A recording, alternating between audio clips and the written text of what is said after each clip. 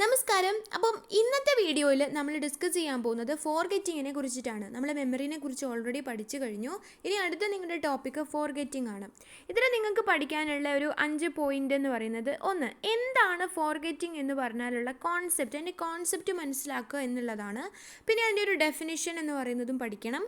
അത് ചിലപ്പം വൺ വേർഡിനോ അല്ലെങ്കിൽ ഒരു വരിയിൽ എഴുതാനൊക്കെ ചോദിച്ചേക്കാം. ഓക്കെ, അപ്പോൾ definition of forgetting, then causes of forgetting, then curve of forgetting ആണ് ചോദിക്കുക. ഞാൻ എക്സാം എഴുതിയപ്പോൾ അതായിരുന്നു ചോദിച്ചിരുന്നത്. അപ്പോൾ അതിൻ്റെ ടേബിളും വരയ്ക്കണം, പിന്നെ അതിൻ്റെ കർവും വരയ്ക്കണം. കാണിച്ചു തരാം, അത് വരയ്ക്കുക കേട്ടോ. ദെൻ അതിൻ്റെ എഡ്യൂക്കേഷണൽ ഇംപ്ലിക്കേഷൻസ്, ഇത്രയും കാര്യങ്ങളാണ് നമുക്ക് ഫോർഗെറ്റിങ്ങിനകത്ത് പഠിക്കാനുള്ളത്. ഓക്കെ, അപ്പോൾ അതിനകത്ത് നോക്കാം. ഫോർഗെറ്റിംഗ് അതിൻ്റെ കോൺസെപ്റ്റാണ് പറയുന്നത് കേട്ടോ. Forgetting means loss of memory. ഇപ്പോൾ ഫോർഗെറ്റിംഗ് എന്ന് പറഞ്ഞു കഴിഞ്ഞാൽ ലോസ് ഓഫ് മെമ്മറി ആണ്, അതായത് ഓർമ്മയുടെ നഷ്ടത്തിനെയാണ് ഫോർഗെറ്റിംഗ് എന്ന് പറയുന്നത്. And it shows the inability of a person to retrieve information he stored in his mind. അദ്ദേഹത്തിൻ്റെ മനസ്സിൻ്റെ ഉള്ളിൽ അദ്ദേഹം സ്റ്റോർ ചെയ്ത് വെച്ചിട്ടുള്ള ഓർമ്മകളെ തിരിച്ചെടുക്കാൻ കഴിയാത്ത, ഇൻഫർമേഷനെ തിരിച്ചെടുക്കാൻ കഴിയാത്തൊരവസ്ഥേനെയാണ് ഫോർഗെറ്റിംഗ് എന്ന് പറയുന്നത്. And it is a spontaneous or gradual process in which old memories are unable to be recalled from memory. ഇത് ഗ്രാജുവലി ആയിട്ട് സംഭവിക്കുന്ന ഒരു പ്രോസസ്സാണ്. നമ്മളിപ്പോൾ ഒരു കാര്യങ്ങൾ നമ്മളെങ്ങനെ കണ്ടു, അത് നമ്മുടെ മനസ്സിലുണ്ട്, ഒരു കുറച്ച് കാലം കഴിയുമ്പോൾ നമ്മളത് മറക്കും അല്ലേ. ഇപ്പം നിങ്ങൾ പണ്ട് ക്ലാസ്സിലിരുന്നപ്പോൾ കേട്ടിട്ടുള്ള കാര്യങ്ങളാണ് ഇതൊക്കെ, പക്ഷേ നിങ്ങൾ എക്സാം ടൈമിൽ ഇപ്പോഴായിരിക്കും കേൾക്കുന്നത്. അപ്പോൾ നമുക്കൊന്ന് ഇത് ആദ്യമായിട്ട് കേൾക്കുവാണോ എന്ന് തോന്നുന്ന മാതിരി ആയിരിക്കും, കാരണം നിങ്ങളത് ഏകദേശം മറന്നു പോയിട്ടുണ്ടാവും. അപ്പം ഇതിനെയാണ് നമ്മൾ പഠിച്ചൊരു സംഭവത്തിന് പഠിച്ചിട്ടുണ്ടോയെന്ന് ചോദിച്ചാൽ പഠിപ്പിച്ചിട്ടുണ്ട് അല്ലേ, ടീച്ചേഴ്സിനോട് ചോദിച്ചാൽ അത് എടുത്തിട്ടുള്ള വിഷയമാണ്, പക്ഷെ നമ്മൾ മറന്നുപോയി. കാലാന്തരത്തിൽ ഒരു ഗ്രാജുവൽ പ്രോസസ്സാണിത്. വയസ്സാവുന്നവരൊക്കെ മറന്നു പോകുന്ന കണ്ടിട്ടില്ലേ പലതും. അപ്പോൾ അതൊക്കെ ഒരു പ്രായം കൂടുന്തോറും അങ്ങനെ മറവി സംഭവിക്കുന്നുണ്ട്. In which old memories are unable to be recalled from memory. നമുക്ക് മെമ്മറിയിൽ നിന്നും റീകോൾ ചെയ്യാൻ സാധിക്കാത്ത ഒരവസ്ഥയാണ്. Then it is the opposite of remembering. തീർച്ചയായിട്ടും ഓർമ്മിക്കുക, മെമ്മറി എന്നതിൻ്റെ ഓപ്പോസിറ്റാണ് ഫോർഗെറ്റിംഗ് എന്ന് പറയുന്നത്. And failure to remember happens when one is unable to reactivate the memory circuit of given information. നമ്മളോട് ഇപ്പോൾ ഒരു ഇൻഫർമേഷനെ പറ്റി നമ്മളോട് ചോദിച്ചു കഴിഞ്ഞാൽ നമുക്ക് ആ ഒരു സംഭവം നമ്മുടെ മനസ്സിൽ നിന്ന് എടുത്ത് തിരിച്ചത് പറയാനുള്ളൊരു കഴിവില്ലായ്മയാണ് യഥാർത്ഥത്തിൽ ഫോർഗെറ്റിംഗ് എന്ന് പറയുന്നത്. അതല്ലേ, ഇപ്പോൾ നമ്മളോട് ക്ലാസ്സിൽ ടീച്ചർ എന്തെങ്കിലും ചോദിച്ചു കഴിഞ്ഞാൽ നമുക്കത് ഓർത്തെടുത്ത് വെക്കാൻ കഴിയില്ല. ക്ലാസ്സിൽ പറഞ്ഞതോ ഡിസ്കസ് ചെയ്തതോ എന്ത് തന്നെയാണെങ്കിലും നമുക്ക് കിട്ടത്തില്ല. അപ്പോൾ അതിനെയാണ് പറയുന്നത് ഫോർഗെറ്റിംഗ് എന്ന്. And it is caused by physical and psychological factors. ഇതൊക്കെ ഫിസിക്കലായിട്ടോ അല്ലെങ്കിൽ സൈക്കോളജിക്കലായിട്ടോ ഉള്ള ഫാക്ടേഴ്സിനെ ഡിപ്പെൻഡ് ചെയ്തുകൊണ്ടാണ് ഈ ഫോർഗെറ്റിംഗ് സംഭവിക്കുന്നത്. ചിലപ്പോൾ തലയ്ക്കടിയേറ്റ് കഴിഞ്ഞാൽ ഓർമ്മ പോകുന്നുണ്ട്. അപ്പോൾ ആ രീതിയിൽ ശാരീരികമായിട്ടുള്ളതും, അല്ലെങ്കിൽ ചിലപ്പോൾ നമുക്ക് ഒരുപാട് ടെൻഷൻ വരുമ്പോൾ നമുക്ക് കിട്ടില്ല. അപ്പോൾ അത് സൈക്കോളജിക്കലായിട്ടുള്ളൊരു ഫാക്ടറാണ്. അപ്പോൾ ഇതൊക്കെ നമുക്ക് അറിയുന്ന കാര്യമാണ്. ജസ്റ്റ് നിങ്ങൾക്ക് ഈ പോയിന്റുകൾ ഓർക്കാൻ വേണ്ടിയിട്ട് പറയാമെന്നുള്ളൂ. ഓക്കെ, നിങ്ങളിത് എക്സാമിന് പോകുന്നതിന് മുമ്പ് ജസ്റ്റ് ഒന്ന് ഇങ്ങനെ കേട്ടാൽ മതി, കാണേണ്ട ആവശ്യം പോലുമില്ല. ഉറങ്ങാൻ നേരത്തെ ഒന്ന് ജസ്റ്റ് കേൾക്കാം. ഇനി അടുത്തത് ഇതാണ് കർവ് കേട്ടോ. ഫോർഗെറ്റിങ്ങിൻ്റെ കർവാണ് പറയുന്നത്, കർവ് ഓഫ് ഫോർഗെറ്റിംഗ്. അപ്പം ഇത് ഉണ്ടാക്കിയിരിക്കുന്നത് എബിംഗോസ് എന്ന് പറയുന്ന ഒരു ശാസ്ത്രജ്ഞനാണ്, ഒരു സൈക്കോളജിസ്റ്റാണ്. അദ്ദേഹത്തിൻ്റെ ഫോർഗെറ്റിംഗ് കർവ് എന്നാണ് ഇത് അറിയപ്പെടുന്നത്. അപ്പോൾ ഇത് വരയ്ക്കാണ് നിങ്ങൾ പഠിച്ചിരിക്കണം കേട്ടോ. ഈ ഒരു ചിത്രം കറക്റ്റായിട്ട് നിങ്ങൾ പഠിച്ചു വയ്ക്കുക. അപ്പോൾ ഇതിൻ്റെ ഒരു ചെറിയൊരു ചിത്രമായിരിക്കും നിങ്ങൾക്ക് ചിലപ്പോൾ ടെക്സ്റ്റ് ബുക്കിൽ തന്നിട്ടുണ്ടാവും, അല്ലെങ്കിൽ നിങ്ങളുടെ ടീച്ചേഴ്സ് നിങ്ങൾക്ക് തന്നിട്ടുണ്ടാവും. അതൊന്ന് നോക്കുക. ഓക്കെ, അപ്പോൾ ഇങ്ങനെ കർവ് വരയ്ക്കുക. അപ്പോൾ ഈ കർവ് എന്തിൻ്റെ അടിസ്ഥാനത്തിലാണ് വരച്ചത് എന്ന് ചോദിക്കും. അപ്പോൾ നിങ്ങൾ ആദ്യം ഈ ഒരു ടേബിൾ എന്ത് ചെയ്യുക, വരച്ചു കൊടുക്കുക. അതിന് ശേഷം ആ കർവ് വരയ്ക്കുക കേട്ടോ. അപ്പം the rate of forgetting is high in the beginning and low later. അപ്പോൾ ഫോർഗെറ്റിങ്ങിൻ്റെ അളവ് ആദ്യം വളരെ ഹൈ ആയിരിക്കും ബിഗിനിങ്ങിൽ, പിന്നെ ലേറ്റർലി അത് ലോ ആയിട്ട് മാറും. A study conducted by Hermann Ebbinghaus revealed the rate of forgetting meaningless syllables. Okay, അപ്പം ഇതാണ് റേറ്റ് ഓഫ് ഫോർഗെറ്റിംഗ് എന്ന് പറയുന്നതിൻ്റെ ടേബിൾ.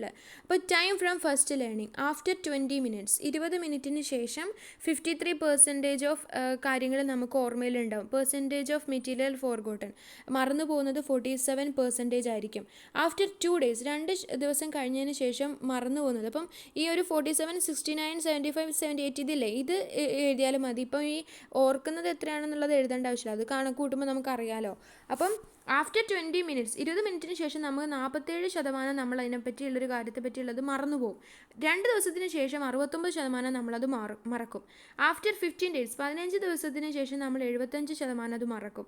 ആഫ്റ്റർ 31 ഡേയ്സ് 31 ദിവസം കഴിയുമ്പോഴത്തേക്കും ആ ഒരു കാര്യത്തിൻ്റെ ഒരു 78% നമ്മൾ മറന്നിട്ടുണ്ടായിരിക്കും. അപ്പോൾ ഇതാണ് പെർസെൻറ്റേജ് ഓഫ് മെറ്റീരിയൽ ഫോർഗോട്ടൺ എന്ന് പറയുന്നത്. അതിനെ അടിസ്ഥാനപ്പെടുത്തിയിട്ടാണ് ഈ ഒരു ചിത്രം വരച്ചിരിക്കുന്നത്. അപ്പോൾ ഇവിടെ നിങ്ങൾക്ക് കാണാൻ പറ്റും, ആദ്യം നമ്മൾ പറഞ്ഞു 47% ആണെന്ന്. ആദ്യം നല്ല സ്പീഡിൽ മറക്കാൻ പറ്റുന്നുണ്ട്, 20 മിനിറ്റ് കൊണ്ട് നമ്മൾ മറക്കുന്നുണ്ട് അല്ലേ. പിന്നെ ഇങ്ങനെ ഒരു ഏകദേശം ഒരു കുറച്ചായിട്ടാണ് മറന്നു പോകുന്നത്. അതാണ് ആ പച്ച ലൈനിൽ കാണിച്ചിട്ടുള്ളത്. അപ്പോൾ ഇങ്ങനെയാണ് നിങ്ങൾ കർവ് ഓഫ് ഫോർഗെറ്റിംഗ് വരയ്ക്കേണ്ടത് കേട്ടോ. ഇത് നന്നായിട്ട് പഠിച്ചു വെക്കുക. ഇതായിരുന്നു ചോദ്യം വന്നത്. അപ്പോൾ ഇത് ചോദിക്കും. ഓക്കെ, എന്താ ഇപ്പോൾ പണി, ഇതൊരു ചിത്രം കൂടെ വരച്ച് വെച്ചാൽ പോരെ. അപ്പോൾ ഇതങ്ങോട്ട് പഠിച്ചു വെക്കുക കേട്ടോ. Then this is the curve of forgetting. ഈ ഒരു ടേബിളും സൈഡിൽ കൊടുക്കുക. അപ്പോൾ ഫുൾ മാർക്ക് ഉറപ്പായിരിക്കും. ഇനി അടുത്തത് ഫോർഗെറ്റിങ്ങിനെ പറ്റി കുറച്ചും കൂടി കാര്യങ്ങളാണ് ടൈപ്സ് ഓഫ് ഫോർഗെറ്റിംഗ് എന്ന് പറയുന്നത്. അപ്പോൾ ടൈപ്സ് ഓഫ് ഫോർഗെറ്റിംഗ് എന്ന് പറഞ്ഞു കഴിഞ്ഞാൽ കുറച്ചെണ്ണം ഉണ്ട്. അപ്പോൾ അത് ഏതൊക്കെയാണെന്നാണ് പറയുന്നത് കേട്ടോ. Types of forgetting: natural forgetting, morbid or abnormal forgetting, general forgetting, specific forgetting, physical forgetting, psychological forgetting. അപ്പം ഇത്രയും കാര്യങ്ങളാണ് ഡോണ്ട് ഫോർഗെറ്റ്. ഇത് മറന്നു പോകരുത് കേട്ടോ. അപ്പം നാച്ചുറൽ ഫോർഗെറ്റിംഗ് എന്ന് പറഞ്ഞാൽ എന്താണ്? ഇതിന് ഒരു എക്സ്പ്ലനേഷൻ വേണമല്ലോ. നമുക്ക് അതെന്താണെന്ന് നോക്കാം. അപ്പം നാച്ചുറൽ ഫോർഗെറ്റിംഗ് എന്ന് പറഞ്ഞു കഴിഞ്ഞാൽ forgetting occurs with lapse of time in quite normal way without any intention. അത് നമുക്ക് അറിയത്തില്ല, നമ്മൾ മറന്നങ്ങ് പോവുകയാണ്. നമുക്കറിയത്തില്ല അത് എന്തുകൊണ്ടാണ് അങ്ങനെ മറക്കുന്നതെന്ന്. നാച്ചുറലി അതങ്ങ് മറന്നു പോവുകയാണ്. ഇനി മോർബിഡ് ഫോർഗെറ്റിംഗ് എന്ന് പറഞ്ഞു കഴിഞ്ഞാൽ deliberate try to forget something. നമ്മൾ എന്ത് ചെയ്യണം? ഡെലിബറേറ്റ് ആയിട്ട് മനഃപൂർവ്വം ആ കാര്യം മറക്കാൻ വേണ്ടിയിട്ട് ശ്രമിക്കാം.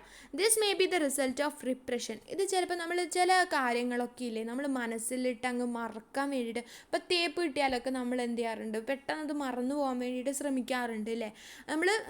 നമ്മൾ അറിഞ്ഞുകൊണ്ട് തന്നെ അതിനെ മറക്കുകയാണ് ചെയ്യുന്നത്. ഇപ്പോൾ നമ്മൾ ആരുടെയെങ്കിലും ഇഷ്ടപ്പെട്ട ആളുകളുടെ വിയോഗങ്ങളായിക്കൊള്ളട്ടെ, അല്ലെങ്കിൽ എന്തെങ്കിലും സങ്കടകരമായിട്ടുള്ള അവസ്ഥകളായിക്കൊള്ളട്ടെ, അതൊക്കെ നമ്മൾ മനസ്സിൽ നിന്ന് ഇങ്ങനെ നമ്മൾ തന്നെ മറക്കാൻ വേണ്ടി ശ്രമിക്കുന്നുണ്ട്. അതാണ് മോർബിഡ് ഫോർഗെറ്റിംഗ് എന്ന് പറയുന്നത്.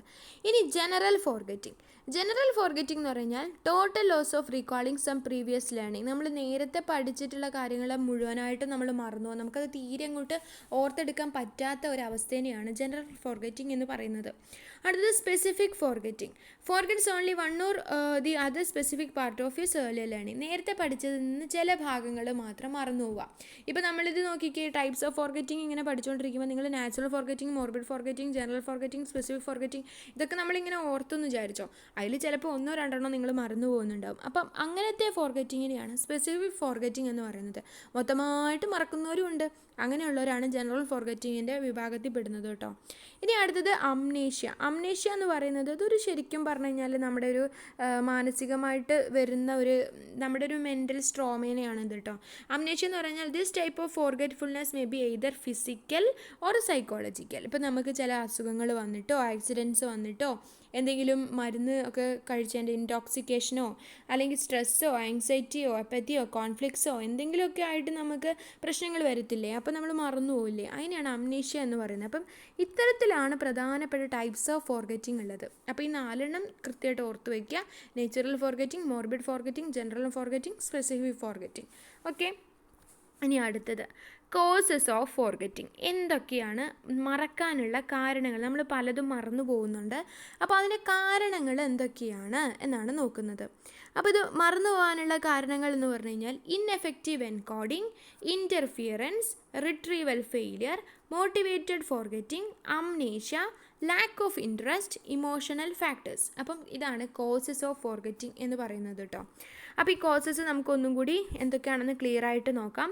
എന്താണ് ഇൻഎഫക്റ്റീവ് എൻകോഡിംഗ്?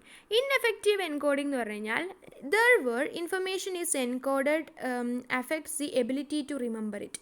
അപ്പോൾ നമ്മൾ എൻകോഡിങ് ശരിയല്ലെങ്കിൽ നമുക്ക് മറക്കാനുള്ള ചാൻസസും കൂടുതലാണ്. Okay, encoding failures sometimes prevent information from entering long term memory. അതായത് നമ്മൾ കൃത്യമായി കൃത്യമായിട്ടത് മനസ്സിൽ ഓർത്ത് വെച്ചിട്ടില്ല എന്നുണ്ടെങ്കിൽ അത് ലോങ് ടേം മെമ്മറിയിലേക്ക് കയറില്ല. അപ്പോൾ സ്വാഭാവികമായിട്ടും നമ്മൾ മറന്നു പോവും.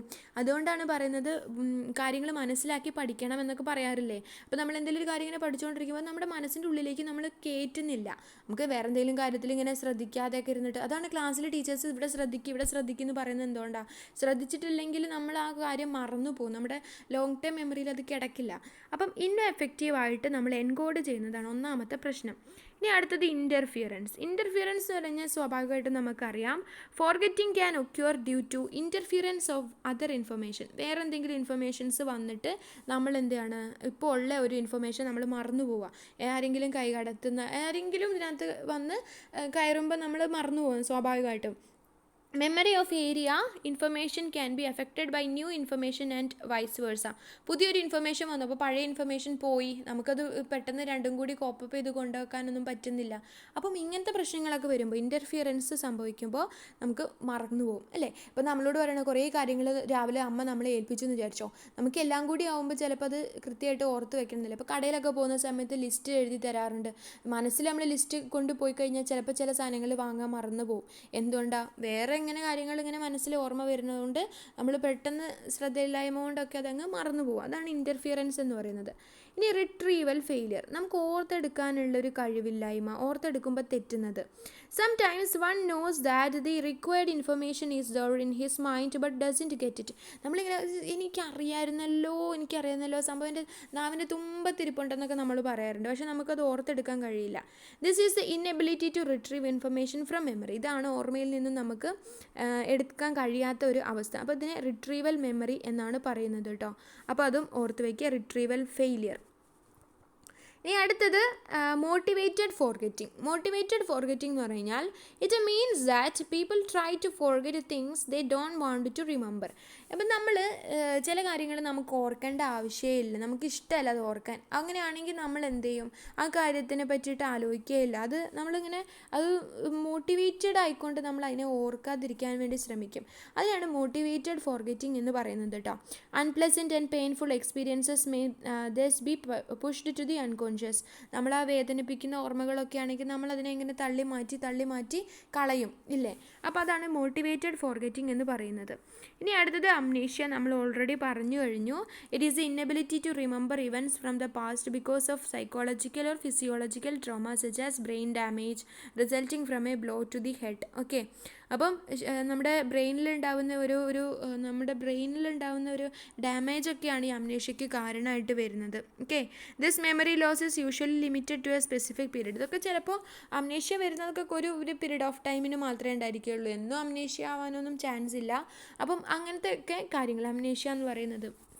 ഓക്കെ, അതുപോലെ അൾഷിമേഴ്സ് ഒക്കെ ഇത്തരത്തിലുള്ളൊരു രോഗാവസ്ഥകളൊക്കെയാണ്. ഇനി അടുത്തത് ലാക്ക് ഓഫ് ഇൻട്രസ്റ്റ് വളരെ പ്രധാനപ്പെട്ടതാണ്. കാരണം കുട്ടികൾക്ക് ഈ ഒരു കാര്യം എന്ന് പറയുന്നത് വളരെ പ്രധാനപ്പെട്ടുള്ള കാര്യമാണ്. അവർക്ക് ഇൻട്രസ്റ്റ് ഇല്ല എന്നുണ്ടെങ്കിൽ അവർ ശ്രദ്ധിക്കുകയില്ല. അപ്പം the materials in which the learner doesn't have any interest will be forgotten quickly. അങ്ങനത്തെ കാര്യങ്ങൾ പെട്ടെന്ന് മറന്നു പോകും. For example, the name of a person in whom we have no interest will be forgotten quickly. നമുക്കൊരു interest ഇല്ലാത്ത ഒരാളുടെ പേരും നമ്മളത്ര വലിയ കാര്യമായിട്ട് ഓർത്ത് വയ്ക്കാറൊന്നുമില്ല. പക്ഷെ നമുക്ക് ആ ഒരാളെ താല്പര്യമുണ്ട്, അയാളെ പറ്റി അറിയാമെങ്കിൽ നമ്മൾ അയാളെ പറ്റിയിട്ട് അത് ഓർത്ത് വയ്ക്കും അല്ലേ. നമ്മൾ എത്രയോ ആളുകളെ ദിവസം പ്രതി കാണുന്നു, എല്ലാവരുടെ ഫേസും എല്ലാവരുടെ കാര്യങ്ങളും നമ്മൾ ഓർത്ത് വയ്ക്കുന്നുണ്ടോ? ഇല്ല, അതിൽ നമുക്ക് ഇൻട്രസ്റ്റ് ഇല്ല, അതുകൊണ്ടാണ് അത് സംഭവിക്കുന്നത്. അപ്പോൾ ലാക്ക് ഓഫ് ഇൻട്രസ്റ്റ് എന്ന് പറയുന്നത്. ഇനി അടുത്തത് ഇമോഷണൽ ഫാക്ടേഴ്സ് ആണ്. ഓക്കെ, ഇമോഷണൽ ഫാക്ടേഴ്സ് എന്ന് പറഞ്ഞാൽ നിങ്ങൾക്കറിയാം, ആങ്സൈറ്റി, ടെൻഷൻ അങ്ങനത്തെ കാര്യങ്ങളൊക്കെ വരുമ്പോൾ ഫോർഗെറ്റിംഗ് എന്ന് പറയുന്നത് വളരെ എളുപ്പം സംഭവിക്കുന്ന ഒരു കാര്യമാണ്. ഓക്കെ, ഇനി അടുത്തത് പഠിക്കാനുള്ളത് തിയറീസ് ഓഫ് ഫോർഗെറ്റിംഗ് ആണ് കേട്ടോ. Theories of forgetting. അപ്പോൾ നമുക്ക് നോക്കാം എന്തൊക്കെ തിയറീസാണ് പഠിക്കാനുള്ളതെന്ന്. ഒന്ന്, തിയറി ഓഫ് ഡി കെ ആണ് ഒന്നാമത്തേത് കേട്ടോ. This theory states that the information kept in mind will be lost spontaneously over time. It describes that the incoming information causes a series of neurons to create a neurological memory trace in the brain. This trace will be automatically faded with the passing of time. If information is not retrieved and rehearsed, it will eventually be lost. Thus happens forgetting. It is applied to short-term memory. Simple. Theory of decay എന്ന് പറഞ്ഞു കഴിഞ്ഞാൽ നമ്മുടെ ബ്രെയിനിൽ കുറേ neurons ഒക്കെയാണ് ഉള്ളത്, നമുക്കറിയാമല്ലേ. അത് കറക്റ്റായിട്ട് നമ്മൾ റിപ്പീറ്റ് ചെയ്യുകയും റിവേഴ്സ് ചെയ്തിട്ട് നമ്മൾ പഠിക്കുകയൊന്നും ചെയ്തിട്ടില്ല എന്നുണ്ടെങ്കിൽ അത് കാലക്രമേണ ന്യൂറോൺസ് നശിച്ചു പോകാനും ആ രീതിയിൽ ഫോർഗെറ്റിംഗ് സംഭവിക്കാനും സാധ്യതയുണ്ട്. നമ്മളൊരു കാര്യം ഉപയോഗിച്ചിട്ടില്ല എന്നുണ്ടെങ്കിൽ തുരുമ്പ് പിടിക്കും, ഉറപ്പല്ലേ? അപ്പോൾ ബുദ്ധിക്കും തുരുമ്പ് പിടിക്കുക. ഇതുതന്നെയാണ് തിയറി ഓഫ് ഡീക്കെ എന്ന് പറയുന്നത്. അപ്പോൾ ദിവസം പ്രതി നമ്മളത് മൂർച്ച കൂട്ടിക്കൊണ്ടിരുന്നാലേ ആ കാര്യത്തെപ്പറ്റി നമുക്ക് ഓർമ്മയുണ്ടാവുള്ളൂ. നമ്മൾ തീരെ ഉപയോഗിച്ചിട്ടില്ലെങ്കിൽ നമുക്ക് ഓർമ്മയുണ്ടാവില്ല.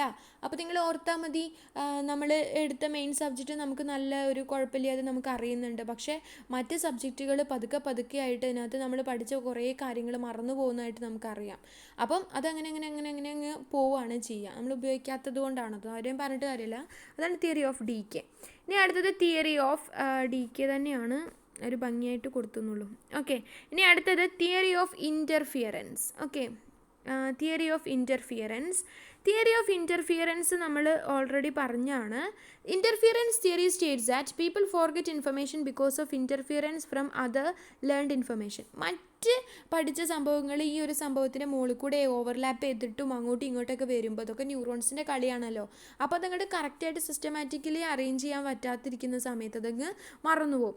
അതുകൊണ്ടാണ് പരീക്ഷേൻ്റെ തലേന്ന് ഇരുന്നിട്ട് എല്ലാം കൂടെ പഠിക്കരുതെന്ന് പറയുന്നത്. കാരണം എന്തുകൊണ്ടാണ്? നമുക്കെല്ലാം കംപ്ലീറ്റ് ആയിട്ട് കൊണ്ടുപോകാനുള്ളൊരു സമയവും കിട്ടത്തില്ല, നമുക്ക് മറന്നു പോകാനുള്ള ചാൻസും വളരെ കൂടുതലാണ്.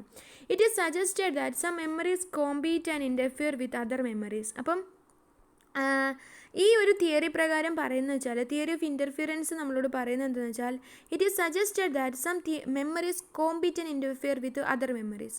ചില മെമ്മറീസ് മുന്നിലോട്ട് വരാനും മറ്റ് മെമ്മറീസുമായിട്ട് മത്സരത്തിലായിരിക്കും. അങ്ങനെയുള്ള സമയത്ത് ഏതാണോ അതിൽ ജയിക്കുന്നത് അതായിരിക്കും നമ്മൾ ഓർമ്മയിലുണ്ടാവുക, മറ്റത് മറന്നുപോകും. ഇപ്പം നമ്മളിപ്പോൾ ഇന്ന് പഠിക്കാമെന്ന് വിചാരിച്ചോ, അപ്പം നിങ്ങൾക്ക് ചില കാര്യങ്ങൾ ഓർമ്മയിലുണ്ടാവും, ചില കാര്യങ്ങൾ ഓർമ്മയിലുണ്ടാവില്ല. ചില ചിത്രങ്ങളൊക്കെ ആയിരിക്കും പെട്ടെന്ന് ഓർമ്മയിൽ വരിക. എന്തുകൊണ്ടാണ്?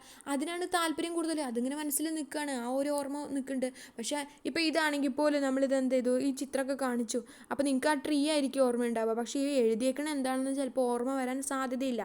അപ്പം ഇത് എന്ന് വെച്ചാൽ മെമ്മറീസ് അങ്ങോട്ടും ഇങ്ങോട്ടും കോമ്പീറ്റ് ചെയ്യുന്നതുകൊണ്ട് ഉണ്ടാകുന്ന ഒരു സംഗതിയാണ്. There are 2 types of interference. 2 രീതിയിൽ ഇൻ്റർഫിയറൻസിനെ നമുക്ക് പറയാം. ഒന്ന് റിട്രോ ആക്റ്റീവ് ഇൻ്റർഫിയറൻസും രണ്ടാമത്തേത് പ്രോ ആക്റ്റീവ് ഇൻ്റർഫിയറൻസും ആണ്.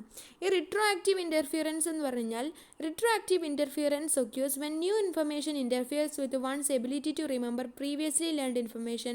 It is caused by later learning. Okay, അതായത് റിട്രോആക്റ്റീവ് ഇൻ്റർഫിയറൻസ് എവിടെയാണ് നടക്കുന്നതെന്ന് വെച്ചാൽ, ഒരു ന്യൂ ഇൻഫർമേഷൻ നമ്മുടെ തലയ്ക്കകത്ത് വന്നു, പുതിയൊരു അറിവ് നമ്മുടെ തലയ്ക്കകത്ത് വന്നു, പക്ഷേ നമുക്ക് നേരത്തെ പഠിച്ചത് ഓർത്ത് വയ്ക്കാനുള്ള കഴിവാണ് ഉള്ളത്. അപ്പോൾ അവിടെ ഒരു പ്രശ്നം വരുന്നുണ്ടല്ലോ, അതിനെയാണ് റിട്രോആക്റ്റീവ് ഇൻ്റർഫിയറൻസ് എന്ന് പറയുന്നത്. നേരത്തെ പഠിച്ചാണ് നമുക്ക് ഓർമ്മയിൽ നിൽക്കാൻ എളുപ്പം, അപ്പം അതും ഇതും തമ്മിൽ അടിയാവും. അതിനെയാണ് റിട്രോആക്റ്റീവ് ഇൻ്റർഫിയറൻസ് എന്ന് പറയുന്നത്.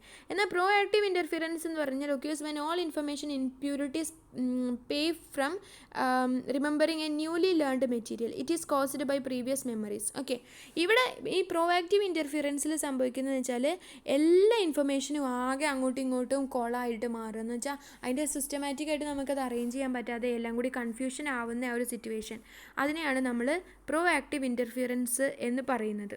ഓക്കെ, ഇനി അടുത്തത് റിപ്രഷൻ തിയറി. മൂന്നാമത്തെ തിയറിയാണ് റിപ്രഷൻ തിയറി കേട്ടോ. This theory states that people try to forget things they don't want to remember. ആളുകൾക്ക് ഓർക്കാൻ താല്പര്യമില്ലാത്ത കാര്യങ്ങൾ അവരെന്ത് ചെയ്യുന്നു, പെട്ടെന്ന് ഓർമ്മയിൽ നിന്ന് ഇങ്ങനെ പോകുന്നു. അതിനെയാണ് റിപ്രഷൻ തിയറി എന്ന് പറയുന്നത്. റിപ്രഷൻ ആണ് കേട്ടോ, ഡി അല്ല, അവിടെ ശ്രദ്ധിക്കണേ. Repression means forcing unpleasant experiences to the unconscious.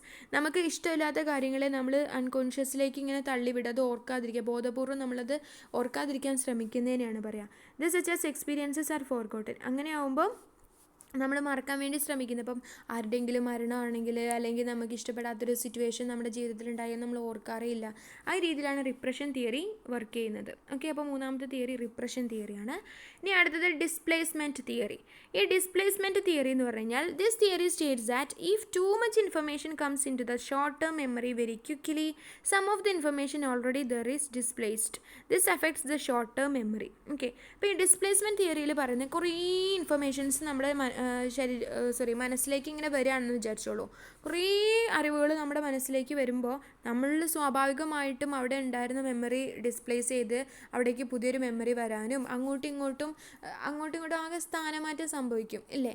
അപ്പം ഇവിടെ ഈ ഒരു സമയത്ത് ഉണ്ടാവുന്ന കുറച്ച് കാര്യങ്ങളാണ് ഡിസ്പ്ലേസ്മെൻറ്റ് എന്ന് പറയുന്നത്. ചിലപ്പോൾ നമ്മൾ നേരത്തെ പഠിച്ച കാര്യങ്ങൾ നമ്മൾ മറന്നുപോയെന്ന് വരാം. പുതിയ പുതിയ കാര്യങ്ങൾ ഇങ്ങനെ നമ്മൾ പഠിക്കുമ്പം നേരത്തെ പഠിച്ച എന്തായിരുന്നു മറന്നുപോകും ഇല്ലേ. ഇതൊക്കെയാണ് ഡിസ്പ്ലേസ്മെൻറ്റ് തിയറി എന്ന് പറയുന്നത് കേട്ടോ. ഇനി incomplete encoding theory. Incomplete encoding theory എന്ന് പറഞ്ഞു കഴിഞ്ഞാൽ this theory states that some information is learned partially or ഇനാക്യുറേറ്റ്ലി.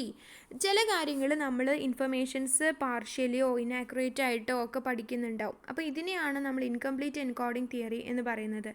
This information cannot be remembered because it was not completely processed or imprinted in the memory system. ഇതിന് memory പോകുന്നത് കൊണ്ട് മെമ്മറീനെ കുറ്റം പറഞ്ഞിട്ട് കാര്യമില്ല. കാരണം നമ്മൾ കറക്റ്റായിട്ട് പഠിച്ചിട്ടില്ല. അതുകൊണ്ടാണ് പഠിക്കുമ്പോൾ കൃത്യമായിട്ട് പഠിക്കണം, മനസ്സിലാക്കി പഠിക്കണം എന്ന് ടീച്ചേഴ്സ് എപ്പോഴും പറയുന്നില്ലേ. അതിൻ്റെ കാരണം ഇതാണ്. കാരണം നമ്മൾ കൃത്യമായിട്ട് ഇത് മുഴുവനും നിങ്ങൾ ശ്രദ്ധിച്ചിട്ടില്ല എങ്കിൽ നിങ്ങളുടെ മനസ്സിലത് ഓർത്ത് വെക്കാൻ കഴിയുമോ? ഇല്ല. അപ്പം ഇതുകൊണ്ടാണ് ഈ ഒരു തിയറി വരുന്നത്. അപ്പോൾ ഇതൊക്കെ നമുക്ക് അറിയുന്ന കാര്യങ്ങൾ തന്നെയാണ് ഇൻകംപ്ലീറ്റ് എൻകോഡിംഗ് തിയറി എന്ന് പറയുന്നത്. ഇനി അടുത്തത് retrieval failure theory. Okay, retrieval failure theory എന്ന് പറഞ്ഞു കഴിഞ്ഞാൽ it occurs when the information learned is not found in the memory area. It occurs when the information learned is not found in the memory area. അതായത് നമ്മൾ ഒരു information ഇങ്ങനെ തലയ്ക്കകത്ത് വെച്ചു, പക്ഷേ അത് ഉദ്ദേശിച്ച മെമ്മറി ഏരിയയിൽ കാണില്ലെങ്കിൽ നമുക്ക് ഓർത്തെടുക്കാൻ കഴിയില്ല. The information learn may not be firmly attached to the schemas. നമ്മുടെ തലച്ചോറിൽ അത് കൃത്യമായിട്ട് സ്റ്റോർ ചെയ്തിട്ടുണ്ടാവില്ല. Failure to locate information in memory may be attributed to a weak organisational system for storing or to lack of use. ചിലപ്പോൾ നമ്മൾ ഉപയോഗിക്കാതിരുന്നിട്ടോ അല്ലെങ്കിൽ നമ്മളെ neurons കറക്റ്റായിട്ട് സ്റ്റോർ ചെയ്യാത്തത് കൊണ്ട് സംഭവിക്കുന്നതാണ് ഈ ഒരു റിട്രീവൽ ഫെയിലിയർ തിയറി എന്ന് പറയുന്ന ഒരു സംഭവം. എന്ന് വെച്ചാൽ നമുക്കത് തിരിച്ചെടുക്കാൻ സാധിക്കില്ല, നമുക്ക് ഓർത്തെടുക്കാൻ കഴിയാത്തൊരു അവസ്ഥ. ഇനി ഇവിടെ ലാസ്റ്റ് നമ്മൾ ഫോർഗെറ്റിങ്ങിന് ഒരു ഡെഫിനിഷൻ കൊടുക്കുകയാണ്. അത് ആദ്യം പറയേണ്ടതായിരുന്നു, പക്ഷേ ലാസ്റ്റ് നിങ്ങൾ ഓർത്തോട്ടെ എന്ന് വിചാരിച്ചിട്ട് പറയാണ്. Forgetting is a loss temporary or permanent of the ability to recall or reorganize something learned earlier. അപ്പം MUNN അക്കോർഡിംഗ് ടു മണ്ണിൻ്റെ ഒരു തിയറിയാണിത്. അല്ലെങ്കിൽ ഡ്രിവറിൻ്റെ തിയറി നിങ്ങൾക്ക് പഠിക്കാം. ഏതാ വെച്ചാൽ ആദ്യത്തെയാണ് എളുപ്പം തോന്നുന്നു. അപ്പോൾ നിങ്ങളത് മനസ്സിലാക്കി വെക്കുക. അപ്പം ദാറ്റ്സ് ഓൾ അബൌട്ട് ഫോർഗെറ്റിംഗ്. അപ്പോൾ ഫോർഗെറ്റിങ്ങിനകത്ത് നമുക്ക് മറന്നു പോകാതിരിക്കാൻ ഒന്നും കൂടി നോക്കാം. തിയറീസാണുള്ളത്. 1 retrieval failure theory, 2 incomplete encoding theory, 3 displacement theory, 4 repression theory, 5 theory of interference, 6 theory of decay. ഇത്രയും എണ്ണമാണ് ഉള്ളത്. ഓക്കെ, അത് എഴുതിയെടുത്തിട്ട് പഠിക്കണം കേട്ടോ, കൃത്യമായിട്ട് പഠിക്കണേ. അത് കഴിഞ്ഞിട്ട് പിന്നെ നമുക്ക് ചോദിച്ചത് എന്തൊക്കെയാണ്? തിയറീസ് ഓഫ് ഫോർഗെറ്റിംഗ് കഴിഞ്ഞു. പിന്നെ എന്താണ് കോസസ് ഓഫ് ഫോർഗെറ്റിംഗ്? അപ്പം emotional factors, lack of interest, amnesia, motivated forgetting, retrieval failure, interference, ineffective encoding. ഇത്രയാണ് കോസസ് ഓഫ് ഫോർഗെറ്റിംഗ്. അപ്പോൾ അതും പഠിച്ചു വയ്ക്കുക. ഓക്കെ, ഇത്രയും കാര്യങ്ങളുള്ളൂ. പിന്നെ types of forgetting: natural forgetting, morbid forgetting, general forgetting, specific forgetting. Amnesia പിന്നെ ഓർക്കുകയാണെങ്കിൽ എഴുതിയാൽ മതി കേട്ടോ. ടൈപ്സ് ഓഫ് ഫോർഗെറ്റിംഗ് എന്ന് പറയുന്നത്. അപ്പം ഇത്രയും ഫോർഗെറ്റിങ്ങിനെ പറ്റി. ഇനി നിങ്ങൾക്ക് വേണ്ടത് എഡ്യൂക്കേഷൻ ഇംപ്ലിക്കേഷൻസ് ആണ്. അത് നിങ്ങൾക്ക് ഞാനൊരു സെപ്പറേറ്റ് വീഡിയോ, ഒരു മിനിറ്റിൻ്റെ വീഡിയോ ഉണ്ടാവുള്ളൂ, അത് പറഞ്ഞുതരാം. ഓക്കെ, അപ്പോൾ ഇത്രയാണ് ഫോർഗെറ്റിങ്ങിൽ പഠിക്കേണ്ട കാര്യങ്ങൾ കേട്ടോ. Hope you understood. മനസ്സിലായിട്ടുണ്ടെങ്കിൽ നിങ്ങൾ പ്ലീസ് ലൈക്ക് ചെയ്യുക, ഷെയർ ചെയ്യുക കേട്ടോ. Thank you.